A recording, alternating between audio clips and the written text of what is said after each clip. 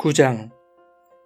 예수께서 배에 오르사 건너가 본 동네에 이르시니 침상에 누운 중풍병자를 사람들이 데리고 오거늘 예수께서 그들의 믿음을 보시고 중풍병자에게 이르시되 작은 자야 안심하라 내 죄 사함을 받았느니라. 어떤 서기관들이 속으로 이르되 이 사람이 신성을 모독하도다. 예수께서 그 생각을 아시고 이르시되 너희가 어찌하여 마음에 악한 생각을 하느냐. 내 죄 사함을 받았느니라 하는 말과 일어나 걸어가라 하는 말 중에 어느 것이 쉽겠느냐. 그러나 인자가 세상에서 죄를 사하는 권능이 있는 줄을 너희로 알게 하려 하노라 하시고 중풍병자에게 말씀하시되 일어나 내 침상을 가지고 집으로 가라 하시니 그가 일어나 집으로 돌아가거늘 무리가 보고 두려워하며 이런 권능을 사람에게 주신 하나님께 영광을 돌리니라. 예수께서 그곳을 떠나 지나가시다가 마테라 하는 사람이 세관에 앉아 있는 것을 보시고 이르시되 나를 따르라 하시니 일어나 따르니라. 예수께서 마테의 집에서 앉아 음식을 잡수실 때에 많은 세리와 죄인들이 와서 예수와 그의 제자들과 함께 앉았더니 바리새인들이 보고 그의 제자들에게 이르되 어찌하여 너희 선생은 세리와 죄인들과 함께 잡수시느냐. 예수께서 들으시고 이르시되 건강한 자에게는 의사가 쓸데없고 병든 자에게라야 쓸데있느니라. 너희는 가서 내가 긍휼을 원하고 제사를 원하지 아니하노라 하신 뜻이 무엇인지 배우라. 나는 의인을 부르러 온 것이 아니요 죄인을 부르러 왔노라 하시니라. 그때에 요한의 제자들이 예수께 나아와 이르되 우리와 바리새인들은 금식하는데 어찌하여 당신의 제자들은 금식하지 아니하나이까. 예수께서 그들에게 이르시되 혼인집 손님들이 신랑과 함께 있을 동안에 슬퍼할 수 있느냐. 그러나 신랑을 빼앗길 날이 이르리니 그때에는 금식할 것이니라. 생배 조각을 낡은 옷에 붙이는 자가 없나니 이는 기운 것이 그 옷을 당기어 헤어짐이 더하게 되며 새 포도주를 낡은 가죽 부대에 넣지 아니하나니 그렇게 하면 부대가 터져 포도주도 쏟아지고 부대도 버리게 됨이라. 새 포도주는 새 부대에 넣어야 둘이 다 보존되느니라. 예수께서 이 말씀을 하실 때에 한 관리가 와서 절하며 이르되 내 딸이 방금 죽었사오나 오셔서 그 몸에 손을 얹어주소서. 그러면 살아나겠나이다 하니 예수께서 일어나 따라가심에 제자들도 가더니 12해 동안이나 혈루증으로 앓는 여자가 예수의 뒤로 와서 그 겉옷가를 만지니 이는 제 마음에 그 겉옷만 만져도 구원을 받겠다 함이라. 예수께서 돌이켜 그를 보시며 이르시되 딸아 안심하라 내 믿음이 너를 구원하였다 하시니 여자가 그 즉시 구원을 받으니라. 예수께서 그 관리의 집에 가사 피리 부는 자들과 떠드는 무리를 보시고 이르시되 물러가라 이 소녀가 죽은 것이 아니라 잔다 하시니 그들이 비웃더라. 무리를 내보낸 후에 예수께서 들어가사 소녀의 손을 잡으심에 일어나는지라 그 소문이 그 온 땅에 퍼지더라. 예수께서 거기에서 떠나가실새 두 맹인이 따라오며 소리질러 이르되 다윗의 자손이여 우리를 불쌍히 여기소서 하더니 예수께서 집에 들어가심에 맹인들이 그에게 나아오거늘 예수께서 이르시되 내가 능히 이 일을 할 줄을 믿느냐. 대답하되 주여 그러하오이다 하니 이에 예수께서 그들의 눈을 만지시며 이르시되 너희 믿음대로 되라 하시니 그 눈들이 밝아진지라. 예수께서 엄히 경고하시되 삼가 아무에게도 알리지 말라 하셨으나 그들이 나가서 예수의 소문을 그 온 땅에 퍼뜨리니라. 그들이 나갈 때에 귀신 들려 말 못하는 사람을 예수께 데려오니 귀신이 쫓겨나고 말 못하는 사람이 말하거늘 무리가 놀랍게 여겨 이르되 이스라엘 가운데서 이런 일을 본 적이 없다 하되 바리새인들은 이르되 그가 귀신의 왕을 의지하여 귀신을 쫓아낸다 하더라. 예수께서 모든 도시와 마을에 두루 다니사 그들의 회당에서 가르치시며 천국 복음을 전파하시며 모든 병과 모든 약한 것을 고치시니라. 무리를 보시고 불쌍히 여기시니 이는 그들이 목자 없는 양과 같이 고생하며 기진함이라. 이에 제자들에게 이르시되 추수할 것은 많되 일꾼이 적으니 그러므로 추수하는 주인에게 청하여 추수할 일꾼들을 보내주소서 하라 하시니라. 여러분 좋은 아침입니다. 오늘도 말씀의 은혜가 여러분의 삶에 풍성히 임하기를 소망합니다. 오늘 본문은 예수님이 중풍병자와 혈루병 여인, 한 관리의 딸과 맹인들을 고치시는 이야기 사이에 마태를 부르시는 장면과 요한의 제자들의 금식에 대한 질문에 대답하시는 장면이 삽입되어 있습니다. 그리고 이 모든 이야기를 추수라는 것으로 결론을 내리고 있는 말씀이죠. 사람들이 예수께 중풍병자를 침상째로 들고 나옵니다. 주님은 그들의 믿음을 보시고 중풍병자의 죄사함을 선언하시죠. 예수님께 나아가는 신앙의 본질이 병고침에 있는 것이 아니라 믿음을 통한 구원에 있다는 것을 말씀하고 있는 것입니다. 죄사함을 선언하시는 예수님을 탐탁지 않게 여기던 서기관들은 속으로 주님이 신성을 모독했다고 생각합니다. 그들의 악한 생각을 간파하신 주님은 5절에 이렇게 말씀하시죠. 내 죄사함을 받았느니라 하는 말과 일어나 걸어가라 하는 말 중에 어느 것이 쉽겠느냐. 여기에는 여러 가지 의미가 숨어 있습니다. 헬라어 성경을 보면 문장의 길이로만 봐도 죄사함을 받았다는 것이 더 간단한 문장입니다. 말로 하기에는 더 쉬운 말이라는 것이죠. 그런가 하면 일어나 걸어가라고 말하는 것은 병고침의 역사가 사람들의 눈앞에 나타나야 하는 것이기 때문에 사실상 부담스러운 말일 수 있는 것입니다. 반면 죄사함은 그것이 이루어졌는지 아닌지 눈에 드러나는 것이 아니기 때문에 상대적으로 쉽게 할 수 있는 말이라는 것이죠. 그러나 주님은 말로만 끝내시는 분이 아닙니다. 죄사함의 권세를 말로만 내뱉는 신성 모독자라고 여기는 자들에게 중풍병자를 고치시는 것으로 죄사하는 권능을 증명하신 것이죠. 6절에 보듯이 인자가 세상에서 죄사하는 권능이 있는 줄을 너희로 알게 하기 위하여 중풍병자를 고치신 것입니다. 예수님의 사역의 본질은 병고침이 아니라 죄사함에 있다는 것을 분명하게 보여주신 사건이라고 할 수 있는 것이죠. 27절부터 34절은 맹인 두 사람과 귀신 들려 말 못하는 자를 고치신 이야기입니다.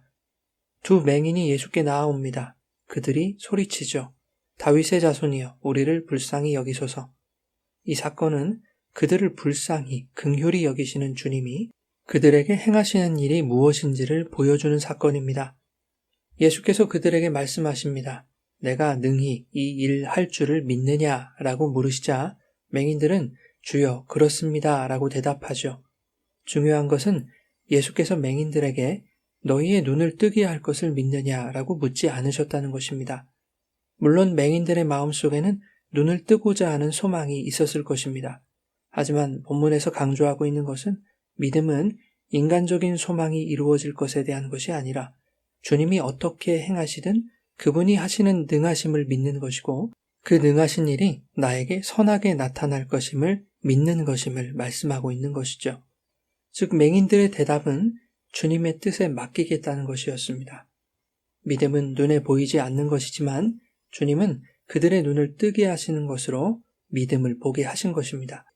이어서 32절에 주님은 귀신 들려 말 못하는 자를 고치십니다. 이것을 본 무리가 놀랍게 여기며 이렇게 말하죠. 이스라엘 가운데서 이런 일을 본 적이 없다. 이에 바리새인들은 예수님이 귀신의 왕 바알세불을 의지하여 귀신을 쫓아낸다고 조롱하죠. 이것에 대해서는 12장에서 예수님이 설명해 주십니다. 스스로 분쟁하는 나라마다 황폐하여질 것이요. 스스로 분쟁하는 동네나 집마다 서지 못할 것이다. 어떻게 귀신의 왕이 귀신을 쫓아낼 수 있겠느냐는 것이죠. 만일 사탄이 사탄을 쫓아내면 스스로 분쟁하는 것이니 그리하고야 어떻게 그의 나라가 서겠느냐고 말씀해 주십니다. 10장 25절 26절에서도 이렇게 말씀하십니다. 그들은 내가 바알세불을 힘입어 귀신 쫓는 능력을 행한다고 하는데 중풍병자를 고치셔서 죄사함의 권능을 드러내시고 맹인들을 고치셔서 믿음을 증명하신 것처럼 감추인 것은 다 드러나게 될 것이라고 말씀하고 있습니다. 중풍병자 이야기와 맹인을 고치신 이야기 사이에 삽입되어 있는 이야기들을 살펴보죠. 먼저 세리 마태를 부르신 이야기입니다. 세관에 앉아있는 그에게 나를 따르라 하시니 마태가 일어나 따릅니다. 마태의 집에서 식사를 하시는데 많은 세리와 죄인들이 함께했다고 말씀하죠. 바리새인들이 이 광경을 지켜보고 제자들에게 비아냥댑니다. 너희 선생은 왜 세리와 죄인들과 함께 잡수시느냐? 예수께서 들으시고 대답하시죠. 건강한 자에게는 의사가 쓸데없다. 의사는 병든 자에게 필요하다. 나는 의인을 부르러 온 것이 아니라 죄인을 부르러 왔다. 내가 긍휼을 원하고 제사를 원하지 않는다는 말씀의 뜻이 무언지를 배우라고 말씀하시죠. 세리와 죄인들은 지금 의사를 만나고 있습니다. 의사이신 주님의 긍휼이 그들에게 부어지고 있는 것이죠. 그러나 바리새인들은 예수님의 주의를 맴돌 뿐 그분에게 나아가지 않습니다. 그분이 계신 자리에는 늘 세리와 죄인들로 가득했기 때문입니다. 자신들 또한 그런 자 취급받을 것이 두려웠던 것입니다. 그들은 세리와 죄인들보다 더 지독한 병에 걸려 있는 것입니다.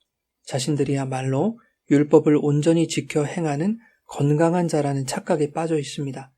의인병에 걸려 있는 것이죠. 그럼에도 불구하고 자신의 병을 인식하지 못하는 그들은 의사이신 주님을 찾지 않습니다. 그분이 계신 곳에 몰려든 세리와 죄인들, 즉 득실거리는 죄에 감염될 수 있다고 생각하는 것이죠. 맞습니다. 병원에는 병자들로 가득합니다. 그렇다고 해서 의사를 찾지 않으면 자신의 병을 고칠 수 없는 것이죠. 주님의 긍휼의 손을 의지하지 않는 자에게 죄사함의 능력은 나타나지 않는 것입니다.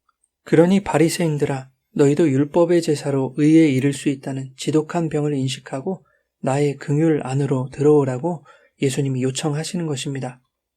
14절부터 요한의 제자들이 예수님께 금식에 대하여 질문합니다.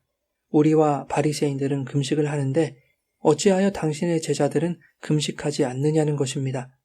이 질문 속에는 왜 당신도 금식하지 않느냐는 의도가 들어있는 것이죠. 이에 예수님은 혼인집 손님들이 신랑과 함께 있을 때 먹고 즐기는 것이 당연한 것이며 신랑을 빼앗길 날이 올 것인데 그때 금식하라고 말씀하시죠.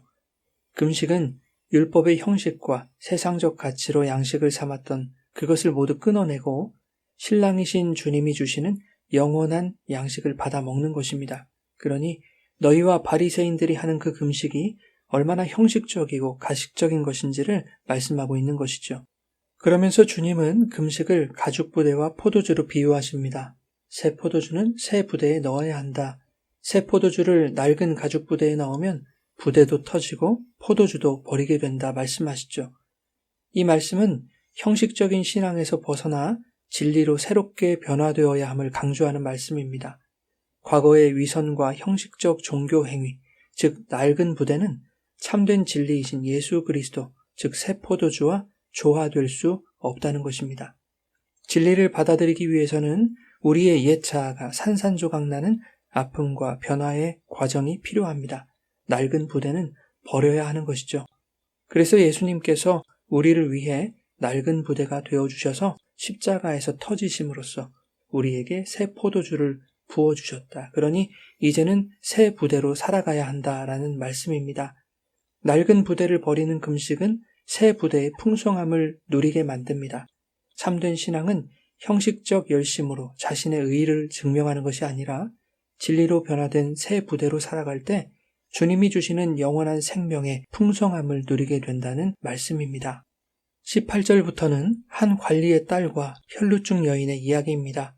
마가복음 5장에 의하면 이 관리는 회당장 야이로라는 사람이죠. 그는 자신의 딸이 죽자 예수님께 나아가서 손을 얹어 살려줄 것을 요청합니다. 예수님은 그의 집으로 가시던 도중에 12회 혈루증으로 앓던 여인을 고쳐주시죠. 여인이 예수님의 뒤로 와서 그분의 겉옷을 만집니다. 겉옷만 만져도 구원을 받을 것이라고 생각했기 때문입니다. 주님은 내 믿음이 너를 구원했다고 말씀하셨고 그 즉시 여인이 구원을 받았다고 말씀합니다. 혈루가 나은 것으로 구원의 능력을 보이신 것입니다.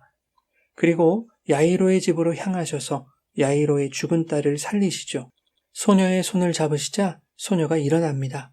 이것을 마가복음에서는 달리다 굼으로 표현하고 있죠. 달리다라는 말은 헬라어 타레의 음역으로서 어린 양이라는 의미가 있습니다. 쿰은 서다, 세우다라는 의미입니다. 즉 달리다 굼은 어린 양이 세우시다, 어린 양 곁에 서다라는 뜻이죠. 마가복음에 의하면 소녀가 일어나 걸으니 나이가 12살이라고 말씀합니다. 이스라엘에서 법적인 혼인 연령은 12살이었습니다. 즉 죽었던 소녀가 살아난 것도 12회 혈루증을 앓았던 여인이 구원을 받은 것도 주님의 신부로 세워지는 성도의 구원을 보여주시는 말씀인 것이죠. 그리고 오늘 본문은 35절 이하의 추수 이야기로 마무리됩니다. 주님이 회당에서 가르치시고 복음을 전파하시고 모든 병과 약한 것을 고치시는 이 모든 주님의 사역은 목자 없는 양과 같은 무리에게 자신의 긍휼을 베푸시는 사역이다. 그것은 죄로 인해 죽었던 자들을 구원하시기 위한, 즉 영혼의 추수를 위한 사역이라는 것을 말씀하고 있는 것입니다. 그러므로 너희도 그 사역에 동참하라 라고 말씀하고 있는 것이죠. 사랑하는 여러분, 주님은 허물과 죄로 죽었던 우리를 그리스도와 함께 살리셨습니다. 낡은 부대로 살아가던 자들을 긍휼히 여기셔서 십자가에서 낡은 부대를 찢으시고 우리를 새 부대로 삼아주셨고 그 안에 진리로 풍성하게 채워주신 것입니다. 그 주님의 죄사함의 풍성함을 누리는 성도의 신앙생활 속에서 주님이 우리에게 행하신 영혼을 추수하는 구원의 사역에 동참하는 주님의 신부들로 온전히 세워지기를 예수님의 이름으로 축원합니다.